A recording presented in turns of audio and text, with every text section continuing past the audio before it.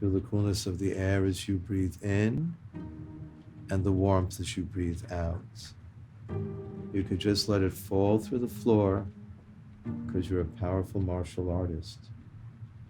It was at Camp Simcha that I came across the reality that I now lecture about in the medical world. I came upon this 5-year-old child in the infirmary in camp who was having his port access for his chemotherapy.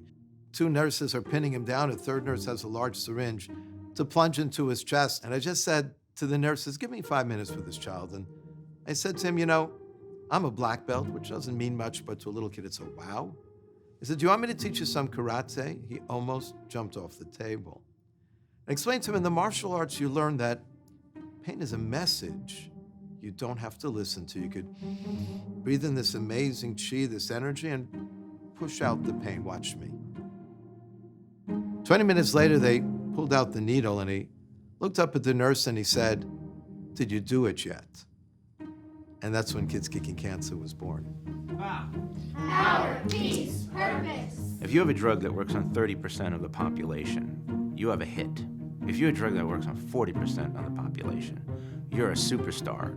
85% of the kids had a reduction in pain, of which the general across-the-board average of pain reduction was 40%. That's the remarkability of Kids Kicking Cancer. My mom got a phone call from one of the social workers, said, hey, there's this guy that wants to start a karate class for kids that have cancer. You think Michael would be interested? I'm thinking about getting my daughter well. I'm not thinking about no program.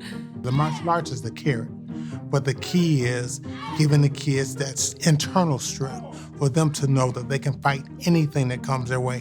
Not a physical opponent, but just the things that's going on within their body, and then the exterior things too, like frustration, anger. It's so empowering for them to come somewhere and feel like they have power, like they have purpose, like they're in control for that minute of time.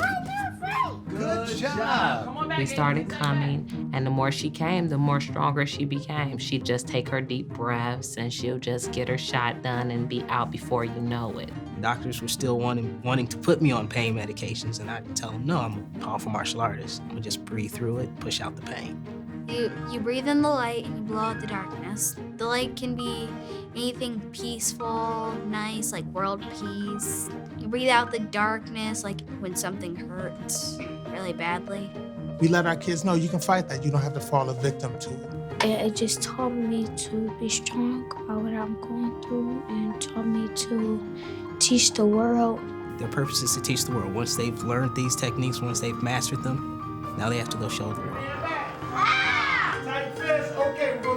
You know, if you can make someone's life here a little easier while we're here, because none of us are getting out here alone. 7, 8, 9, 1, 2, 1. Good. Breathe in the light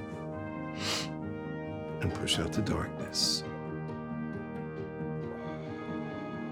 The greatest tragedy is not the death of a child. Some of these children have impacted this world so powerfully, and that light's forever. To me, the greatest tragedy is to be with someone who's 95 years old, who's dying, and they don't have a clue why they lived. My first teacher for the therapy of kids kicking cancer began with my daughter. Today, her disease, leukemia, is a very, very treatable children's illness, but it wasn't the same thing 34 years ago.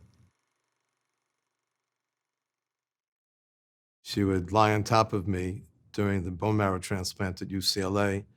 But one day she pushed herself off of me, and I saw her eyes were rolling back as if she were going into shock. And I said, "So Basha, come back to Abba." And she looked at me and she said, "No." And I said to her, "Well, we can go here. We go to the zoo. We can go all the places we talked about and dreamt about leaving the hospital to go to." And very clearly, she kept saying no.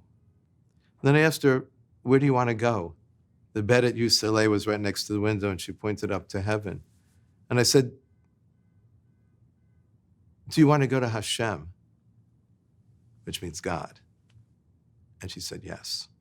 And that's when she took the bottle and began to drink it and seemed to calm down. But at that point, I felt I was talking to an old soul. and I begged her to stay. But in the process of her life and in her death, she taught us that no matter what we face in our lives, we can breathe in the light and blow out the darkness, and know that when you can illuminate this planet, which can know so much darkness, with that light, it makes all the difference in the world.